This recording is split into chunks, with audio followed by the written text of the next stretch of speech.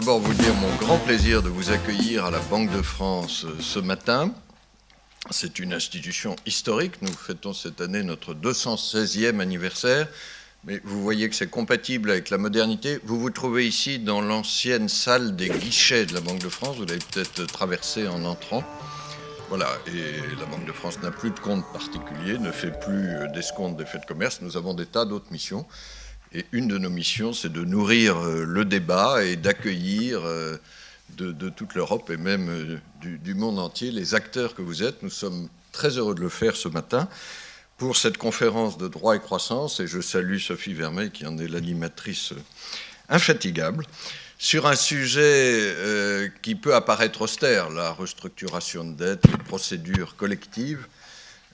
Et c'est un sujet effectivement difficile, techniquement et politiquement, mais c'est un sujet absolument essentiel.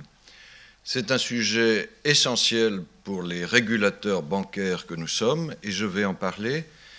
Mais je crois que c'est un sujet plus largement économique, notamment dans le cadre de l'union des marchés de capitaux et de ce que j'appelle de mes voeux, c'est-à-dire une union de financement et d'investissement en Europe, utiliser mieux cette ressource clé qu'est l'épargne pour promouvoir l'investissement productif et l'innovation des entreprises en Europe.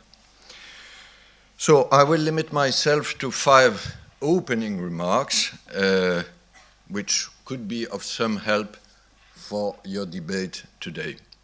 First, what is the photography about NPLs in the banking sector in Europe? And we all know it's a quite accurate topic.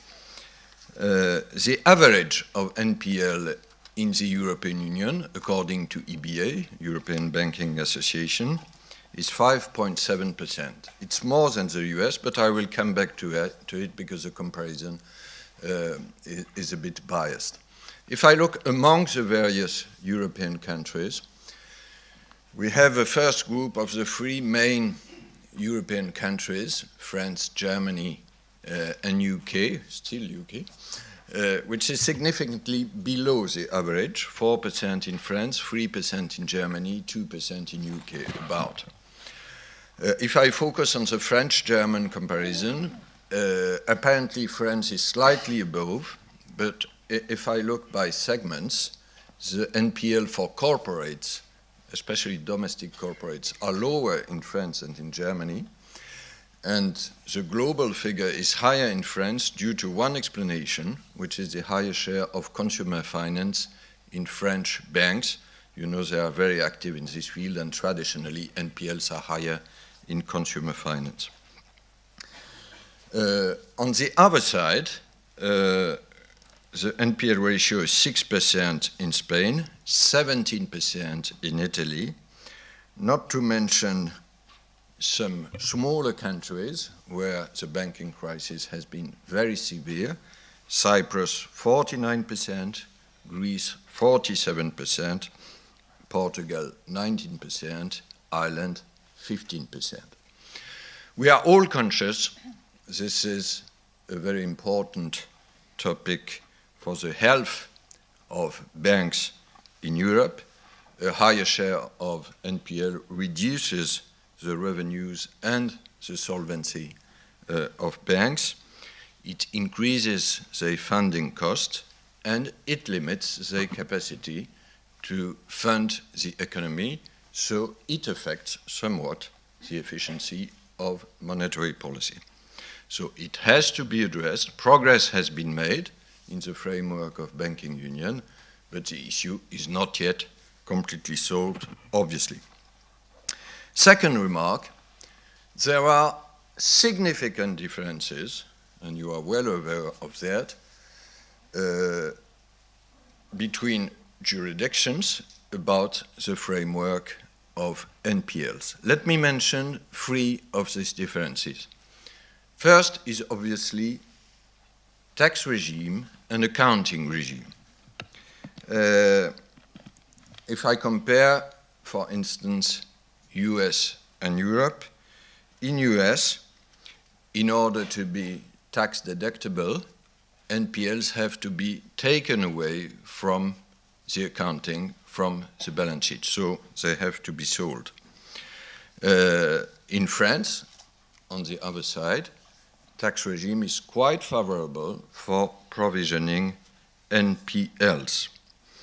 And to keep these NPLs in the balance sheet is a prerequisite for a juridictory action. Second difference is obviously the judiciary system. There are differences about the protection of banks and about the protection of the asset holders. And we all know that in some southern countries, Italy for instance, the efficiency, the time framework of the judiciary system is, let me say it this way, improvable. The Italian government, and this has not been very noticed, took serious measures some months ago in order to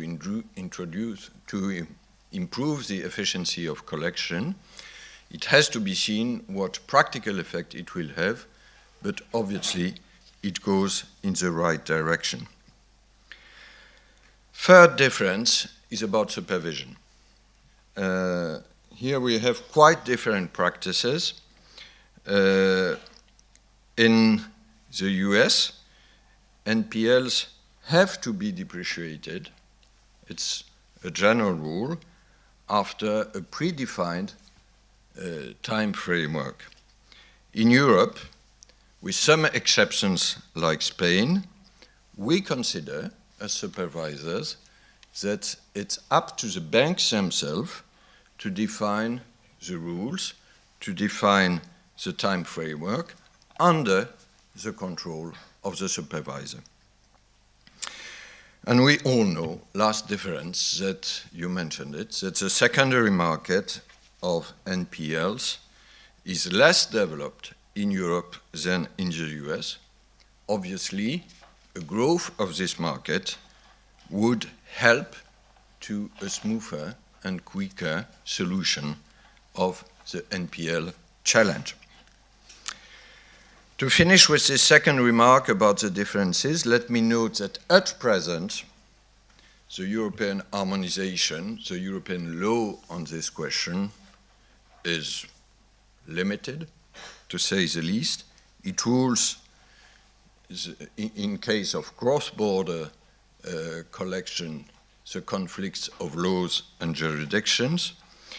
There was one significant progress in May 2015 about cross-border insolvency procedures with the centralization of informations about national procedures in a single register. Third remark, the new element obviously in Europe is the birth and growth of banking union. And here you are all conscious that we made two very significant steps in 2014 with the so-called BRRD, which is a European law for resolution, and second with the practical implementation of the single resolution mechanism in Brussels since 1st January of this year. But we still have to harmonize two different levels. We have a common European resolution scheme, and we have national procedures for collection, as just mentioned. We will have especially to clarify the regime of assets and of liabilities for banks in the new framework of the BRRD. And you are conscious of this debate about the senior debt becoming senior junior, or in the French case, for the new flows, the creation of a new category of banking debt, which we could call senior junior, created by the so-called Sapin II law, Sapin being the name of the finance minister. This law is not yet completely passed by the parliament, but it should come in the coming weeks. The main difference at present between the new German regime and the new French regime is that the new German regime also applies to stocks, while in our case we apply it to the new flows, and we think it's more consistent. European Commission will have, in the coming weeks and months, you will perhaps comment on that, to say how to take into account this various regime, and if possible, and it's wishable, to try to harmonize them. Fourth remark, I go beyond the banking sector and beyond banking union. What I just mentioned about NPLs, about the collection of banking assets, has a deeper reach within capital market unions. If we look at the Eurozone as a whole, it has a very strong asset, which is the volume of savings. We have a volume of savings which exceeds investment in Europe of about 3% of GDP, or 300 billion. This should be an engine for productive investment in Europe. There is a part of it which is public investment. This is a Juncker plan. But there is another very important part of it, less often mentioned, which is private investment and corporate equity. Again, a transatlantic comparison. If you look at the share of corporate equity to GDP, it's 120% in the US. It's about 50% in the Eurozone, less than half. And this is an economic challenge. It's why I said at the beginning, it's not only about banking, it's also about the economy. If we want to have a more innovative economy, we need more corporate equity. We all know that an innovative economy is financed more through equity and a bit less through debt.